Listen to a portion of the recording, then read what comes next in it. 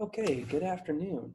So this is going to be the first in a series of videos for this section dealing specifically with close reading. And I'm going to actually use a few different terms for this today. I'm just setting my timer to make sure I don't go too far or too over the time limit around 10 to 15 minutes. There'll probably be multiple of these videos. I don't really know yet. I imagine this might be kind of like a lecture long, like, as in a class, like 50 minutes or so. So maybe about 5 of these, but I'm hoping that um, I can condense that to some degree for your own sake. These are also examples. So I would return to this video and this series of videos when you really start writing your first essay. It's going to be due at the end of next week, which is a close reading essay. So this is meant to enact this. I also have example essays from former students that I'll be sharing with you on the Moodle, and I'd be happy to make a video going over why those papers were good. I'm going to write that as a note. Okay, I'm sorry about that. So let me know if that's interesting. Thank you for the feedback I've gotten from today's response journal about what you could see more with the class and what else would be helpful. I'm trying to make sure that I work toward those comments, so thank you for that. And if you haven't sent them in yet, that's fine.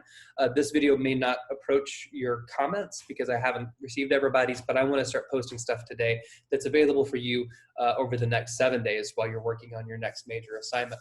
So let's talk about close reading and what that actually looks like. So I'm going to pull up a, really quickly, what does a close reading assignment sheet typically look like?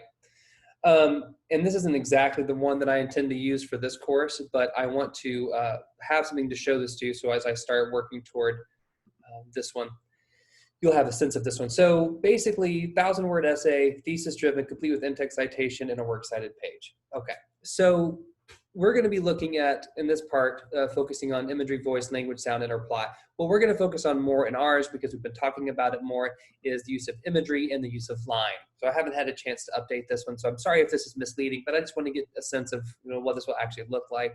You don't have to discuss every element that's listed, of course, and how does this poem sort of make a larger argument. So there's a lot to take with this one. 1,000 words isn't super long, but it gives us enough to work with. I'm trying to keep it short on purpose, so you're not going to be able to talk about every single moment within the poem, but you are going to be able to deal with this to some degree, being pretty specific with this. So that's what it's going to pretty much look like. But I want to talk to you in this video about a few things, hopefully that'll clarify what it is that you're going with. And to use that, I'm going to be using the Gwendolyn Brooks poem, We Real Cool.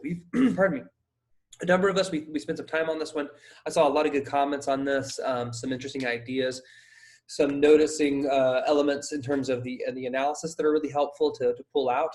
And so I think there's some more to work with in this one. So I want to make sure that I'm having this one there. So I'm going to be referencing this one off and on throughout this particular series of videos, but just to give a sense of this one, I'm going to read it, and then I'm going to talk a little bit about what am I trying to do and what would my process be as a writer if my assignment was, write a thesis-driven 1,000-word close reading essay that culminates with an argument as to why this poem matters, which is almost kind of separate from the thesis. What would I do? How would I approach this one? So the first thing I'm going to do, as always, is I'm going to read the poem out loud. So we real cool. The pool players, 7 at the golden shovel. We real cool. We left school. We lurk late. We strike straight.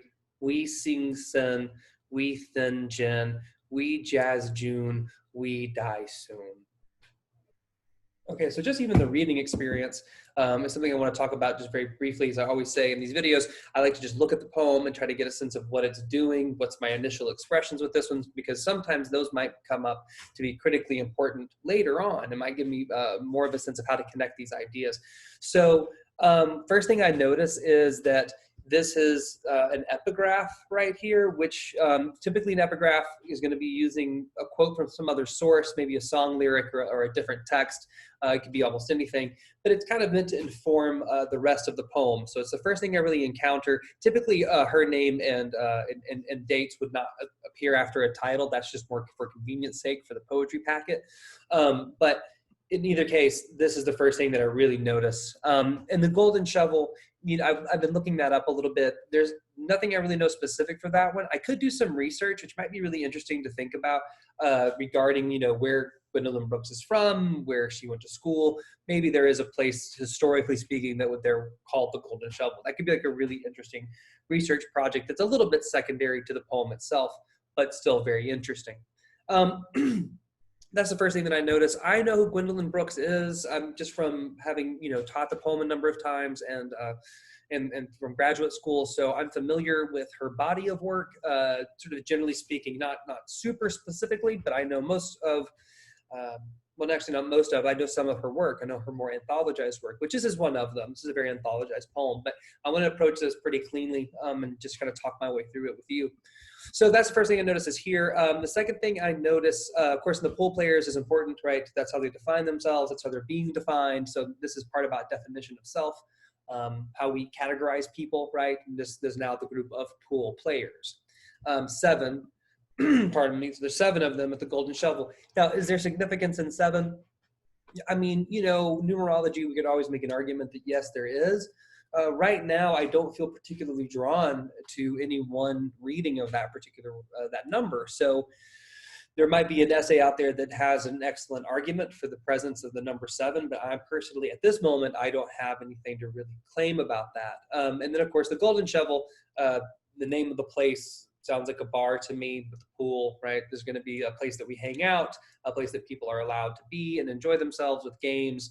And they have a group, a pretty good number of people hanging out doing just this. The next thing I notice is that the title is the same as the first line.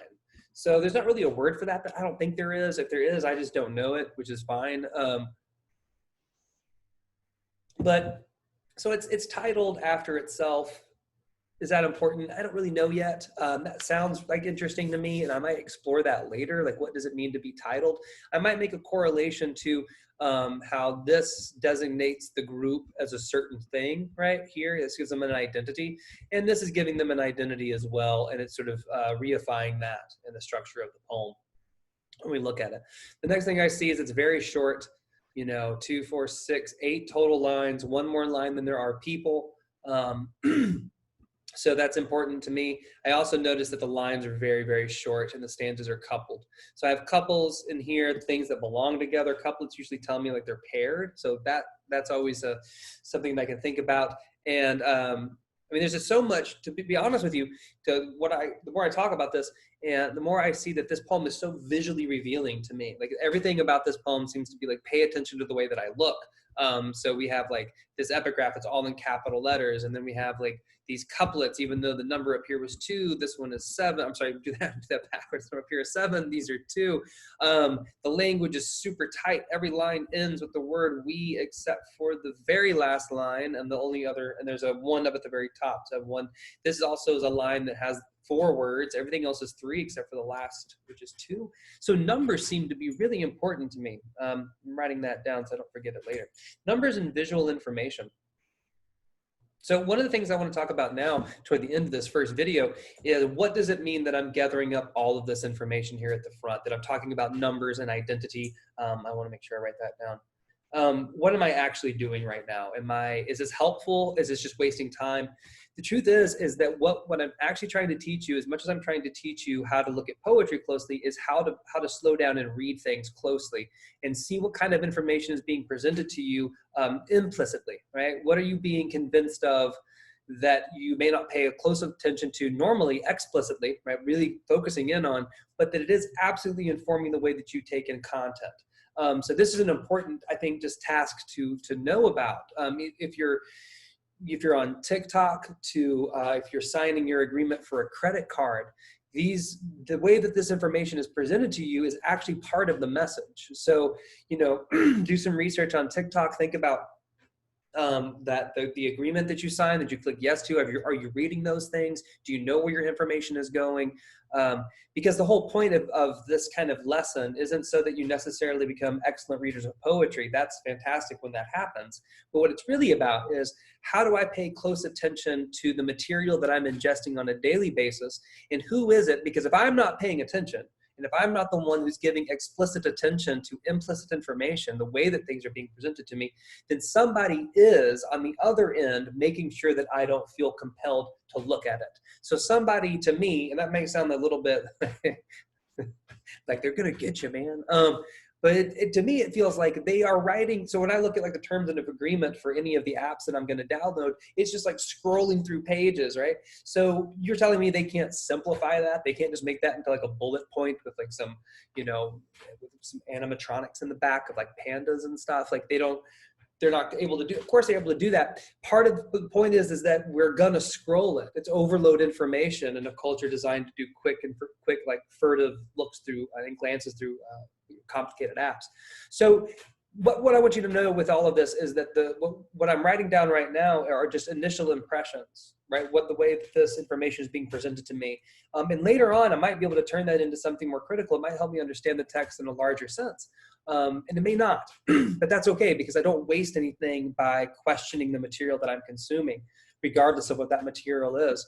I think in today's age, that's something to consider if we think about what is the value of what you're doing in this class in terms of the skill set that you learn with analysis. That's my big pitch for this information. I'm going to stop the video here. In the next video, I'm going to do a little bit more work talking about argumentation and how we take observation into critical awareness. So this will be the end of this particular video. Actually, I should stop it then. Just got to stop talking. That's